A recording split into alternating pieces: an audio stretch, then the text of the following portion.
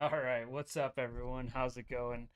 This is likely going out to absolutely no one at all. It has been so long, I don't blame anyone if there's absolutely no one willing to watch a live stream on Friday, Memorial Day weekend. But you know what? I'm hanging out. Hope you'll join me. I am going to be doing some sim racing and chatting with whoever decides to come on. So that's fine. Today I'm going to be doing, I've been on a quest actually to be kind of maxing out the gold medals that I can get in the Assetto Corsa challenges. So, Assetto Corsa, for those who aren't sim racing, is actually quite an old sim now. However, it's kind of the bread and butter of the community. It is kind of accepted as the most moddable, but also the most fun and broadly accepted sim out there.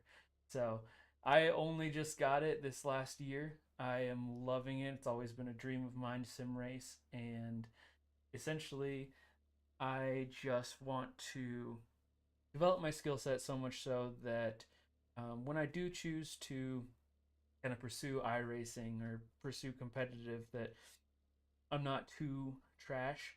Um, that being said, you'll see here that this is not super easy. However, it is super fun. So I will be actually racing the Huracan Performante at Laguna Seca today. Hopefully, be getting the gold medal. Right now, I am in the silver medal territory, which is actually pretty good. I think this is one of the rare challenges to be um, achieved with the gold medal. Um, so I guess we'll see if that's even possible. I've been doing a lot of motorcycle riding lately. Um, I have been working a lot lately as well, actually. I got a promotion at work and now I'm pretty much on track to my dream job. So that's been super exciting. A lot going on in the personal realm as well. So it has overall been a great time, and I hope that all of you have been well. All right, let's get started here. On Essentially, I've created my own time attack setup here, and will be pursuing the gold.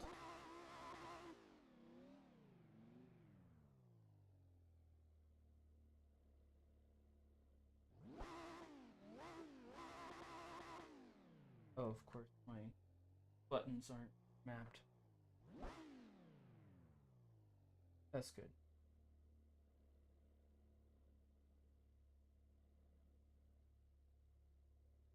This is good so far. Technical difficulties from the start. That's exactly what you want.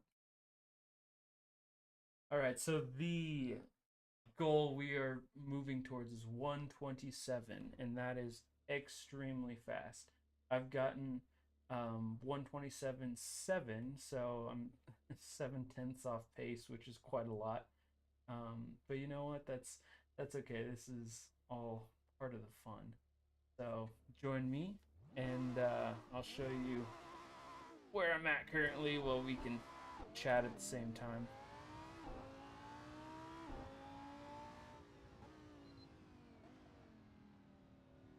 So I first built this setup actually, I think in the November time frame. It's kind of funny. It was right before the Fanatec crisis. Everyone flipping out that there wasn't follow through on a lot of their ordering. Woo! Talking and driving, talking and driving. That's fun. Um, yeah, so I actually received my order, and then shortly thereafter, wow, I can't talk and drive. Shortly thereafter, Reddit started lighting Fanatic up, kind of on social media and in the Reddit topic for taking people's money and not delivering results. So that's really too bad. They've been. I really like their product. I mean, I've got the GD with a kind of a hybrid wheel here. It's not F1, it's not GT, it's kind of in between, which is awesome. But besides that, I have the V3 Club Sport pedals with the load cell brake, which obviously isn't helping me at all while I'm talking and veering off road. So that's fine. But I actually built out this 80/20 sim rig, this chassis, and it's of course way more rigid than you'd ever need for 8 Newton meters of force and the force feedback. But I have to say the direct drive force feedback on the steering wheel is so awesome. Makes you feel like you're driving. And once you get this into VR, guys, it will actually blow your mind. Um, for those that don't know, for work, I'm actually an engineer in aerospace at a space tech company, and I am leading the implementation of virtual and augmented and extended reality as a tool for our engineers. And I lost focus and completely veered off the road. If you have a Huracan Performante, definitely don't give me the keys while I'm distracted. Um, so, yeah, it's been an awesome year actually. I've gone from kind of just kind of bootstrapping it to actually getting a full-on position made for me, which has been an amazing privilege. It's something that I've literally dreamed of, and luckily have had great support from my peers and superiors. So been awesome, but certainly time consuming. I haven't had a ton of time really after work, or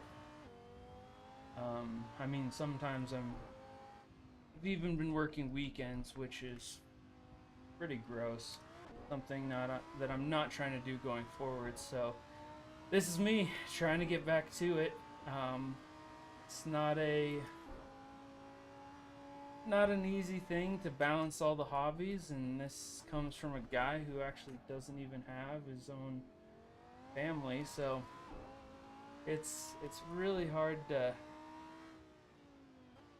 keep a good balance, but I think I've found what I want to do. I've definitely built the career in a way that it's extremely rewarding, and I have resources to get into these kind of new hobbies. So that includes modification of the motorcycle. I mean, modification of the cars in general.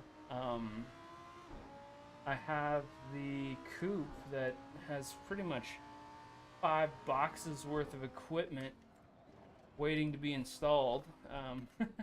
Is also a victim of the Ooh. Victim of no time. But that's neither here nor there.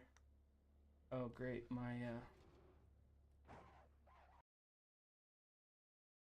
That's annoying.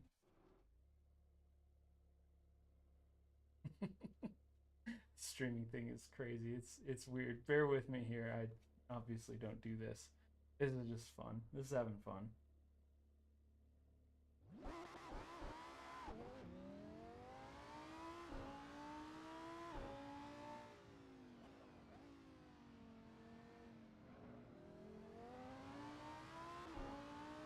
As I was saying, I have been putting a lot of miles on the motorcycle. I've actually surpassed the 10,000 mile mark, which has, for not being able to ride for an entire season, been quite the feat. Um, that's happened within like a year and a half, and some of that happened over winter as well. So it has been an extremely exciting, I guess, very extended riding season. It's actually riding on the 21st of December. I think one of my last reels was of the local park I was riding through. Had all their Christmas lights set up and everything, and there I was. It was like 30 degrees, I guess, something like that. Something ridiculous. The tires were rock hard, but you know what? I really wanted to ride, so I did. Besides that, I think it's actually already time for another oil change. I changed at the beginning of the riding season, but have since put on a couple thousand miles since, so certainly um, time to continue some preventative maintenance. And then I have some other modifications that I have planned. Most I already own. However, okay, there's a 130. That's not a half bad lap time. I say that, but it's not great either.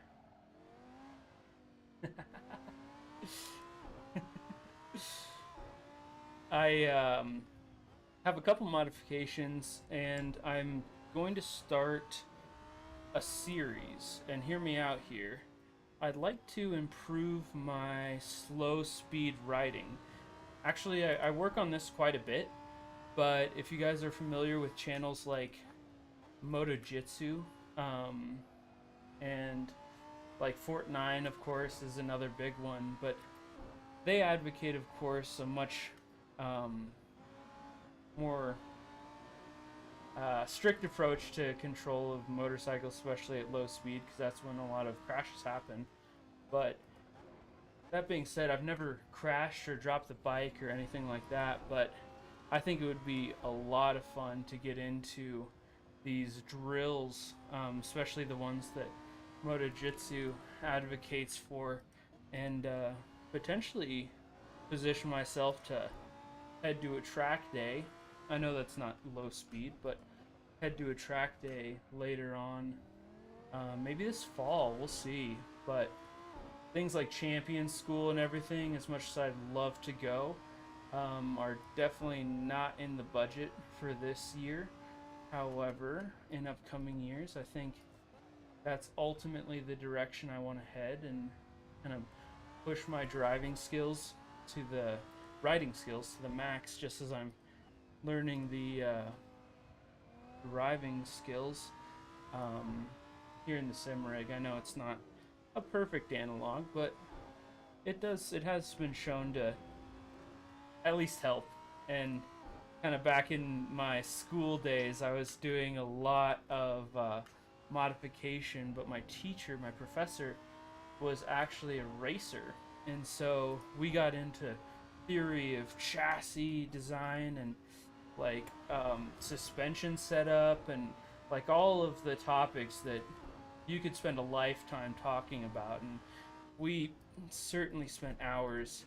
So that was a lot of fun, and I miss that kind of stuff. So I definitely want to bring it to the channel, because honestly, like I don't have a ton of time to be don't have a ton of time to be dedicating to this hobbies and whatnot, especially because I've met someone special and really trying to make the most of that. So that being said, I think I can still provide a lot of value in terms of the type of content that I bring to the channel, and I look forward to continuing. Really appreciate all the support, of course, on everything currently.